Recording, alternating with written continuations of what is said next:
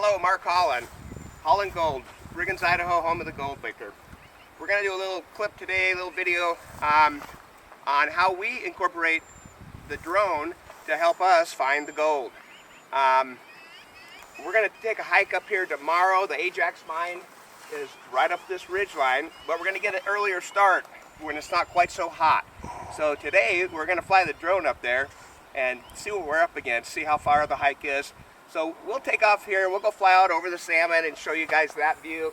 And then what we're planning to do is just fly right up this ridge line. You can see where many years ago, I believe before the road was cut in here, you can see that somebody brought their bulldozer right down through here. And I've actually hiked this years ago, and clear from the mine, they bulldozed all the way down this ridge line right down to here. And I do believe prior to the road, that was their main access to the mine. So anyway, we'll fly it and we'll look at it. So we're working our way out to the Salmon River here. As you can see, the water is very high right now. It's therefore it's deeper and it's much faster.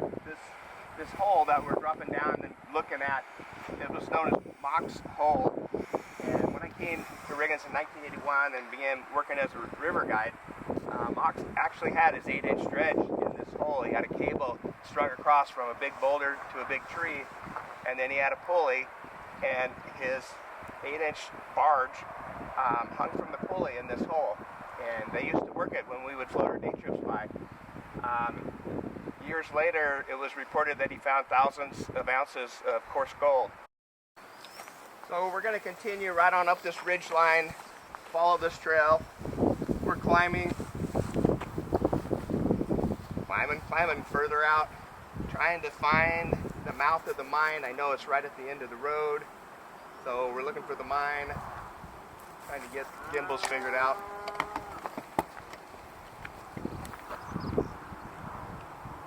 And now my transmitter is telling me that we're at the max of our range.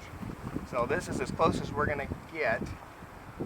Do you think we should be turning back though, Mark? Yeah, I do, but I think that what we're going to do is we're going to go over the hill and come back down this draw that we're intending to walk up with our mind lap so we can see what's going on there. So let's fly it over the hill and drop down in this draw.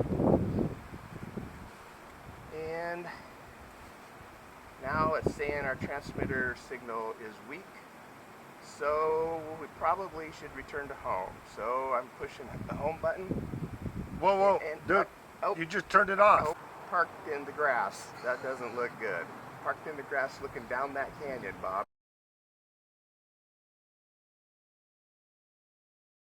Oh, I see you found the drone. I found it, eventually. Yeah. Where the hell was it?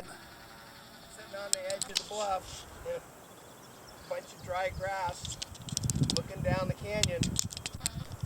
Just like maybe somebody that didn't know what they were doing flew it there.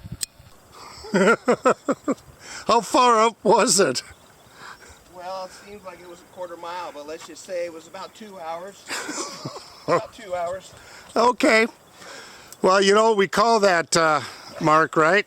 What do we call it, Bob? We call that a Cletus moment.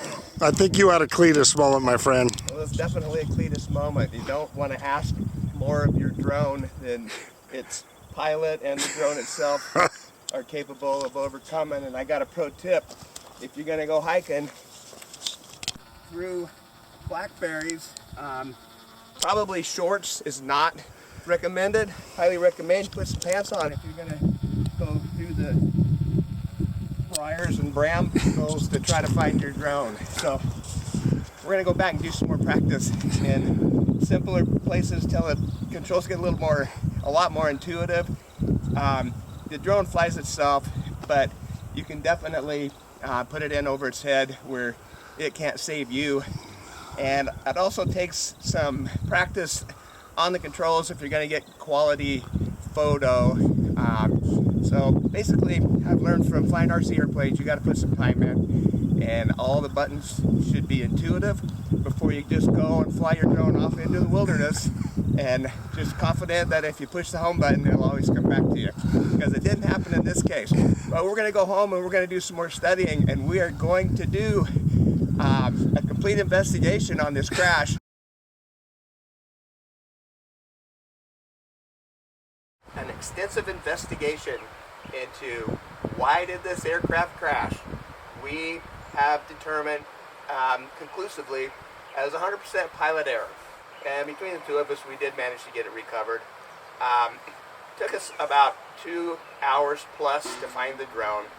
And doing our research in this accident investigation, there's a button on the settings that says find my drone. And a topo map pops up that shows you exactly where your drone is.